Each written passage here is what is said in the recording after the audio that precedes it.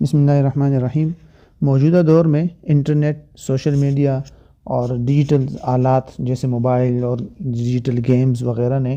لوگوں کی عادات پر جہاں اور بہت سارے اثرات ڈالے ہیں، وہاں ان چیزوں کا ایک بہت ہی برا اثر یہ بھی ہوا کہ لوگوں نے پڑھنا پڑھانا اور خاص طور پہ کتابیں پڑھنے کی جو عادت ہے اسے ترک کر دیا ہے۔ اس حوالے سے بچوں کی عادات پر بھی بہت برے اثرات پڑ رہے ہیں، تو اس لیے موجودہ زمانے میں بچوں میں کتابوں کی محبت اور مطالعہ کا ذوق و شوق پیدا کرنے کے لیے باقاعدہ پلاننگ اور منصوبہ بندی کی ضرورت ہے، اور اس کے بغیر بچوں میں مطالعے کا اور کتابوں کے پڑھنے کا ذوق اور شوق پیدا کرنا تقریباً ناممکن ہے۔ اس حوالے سے یہ کچھ بنیادی باتیں ہیں اور کچھ ایسی چیزیں ہیں جو خود ہمارے اپنے مشاہدے میں بھی ہیں، تو ان پہ عمل کر کے بچوں کے اندر مطالعے کا اور کتابوں سے محبت کا اور پڑھنے کا شوق پیدا کیا جا سکتا ہے۔ سب سے پہلا جو عمل ہے یا جو سب سے پہلی بات ہے وہ یہ ہے کہ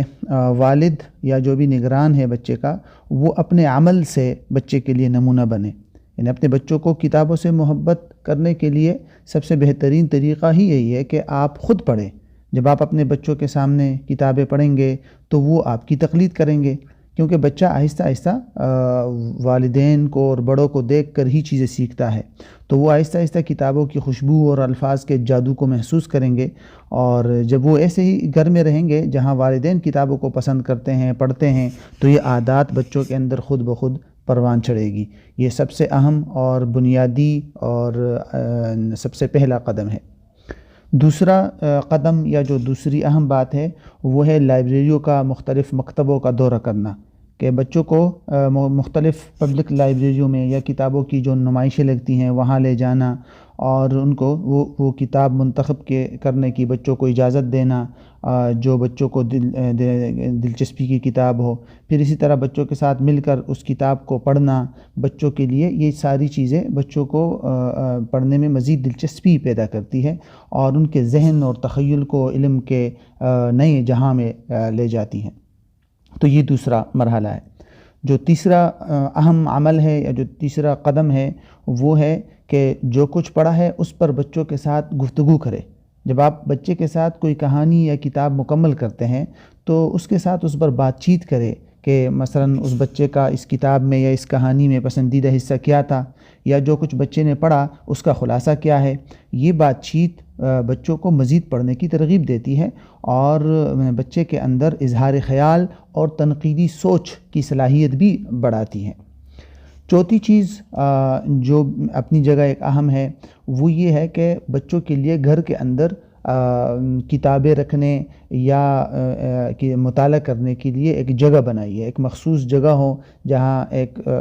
جس کو آپ کہہ سکتے ہیں ذاتی لائبریری، کوئی بھی چھوٹی سی جگہ ہو جہاں بچہ اپنی کتابیں رکھے، اپنے پڑھنے پڑھانے کی چیزیں رکھیں اور ساری چیزیں محفوظ ہوں، کیونکہ اس طرح کی جگہ بچوں کے لیے کتابوں کو ایک تفریحی سرگرمی بناتی ہے اور اس سے مزید دلچسپی بچوں میں پیدا ہوتی ہے، اور اسی سے کتابوں اور علم کے آلات کے آداب بھی بچوں میں پیدا ہوتے ہیں۔ آخری چیز جو اپنی جگہ ایک اہم ہے وہ یہ ہے کہ بچے کے لیے وقت نکال کر پڑھے۔ یعنی جب والدین بچوں کے لیے مخصوص وقت نکالتے ہیں اور ان کے ساتھ دلچسپ اور جاذب کتابیں پڑھتے ہیں، اگر بچہ خود پڑھنا جانتا ہے تو بچہ پڑھے اور والدین سنیں، اگر وہ خود بچہ پڑھنا نہیں جانتا تو والد خود پڑھے اور بچہ سنے، اور اس سے پھر پڑھنے کے بعد بچوں کے ساتھ باقاعدہ اس پر بات کرے۔ خاص طور پر رات کے وقت سونے سے پہلے کسی بھی کہانی کا یا انبیاء کی سیرت کا کچھ حصہ پڑھے، اور اس سے بہت سارے فوائد ہوتے ہیں۔ جہاں اس سے ایک فائدہ یہ ہوگا کہ بچوں میں پڑھنے کا ذوق پیدا ہوگا، وہاں دوسرا فائدہ یہ ہوگا کہ جس زبان میں والد پڑھے گا اس زبان کا تلفظ اور اس کے لہجہ اور اس زبان کی خواندگی کی صحت، یہ چیزیں بچوں میں پیدا ہوتی ہے، اور بچوں کو زبان کے حوالے سے بھی بہت سا فائدہ ہوتا ہے۔ تو یہ بھی اپنی جگہ ایک اہم ہے۔ یہ کچھ ایسی چیزیں ہیں اگر ان پر انسان عمل کرے تو امید ہے، اور باقاعدہ مستقل مزاجی کے ساتھ کرے تو امید ہے کہ بچوں کے اندر انشاءاللہ پڑھنے کا ذوق اور شوق پیدا ہوگا۔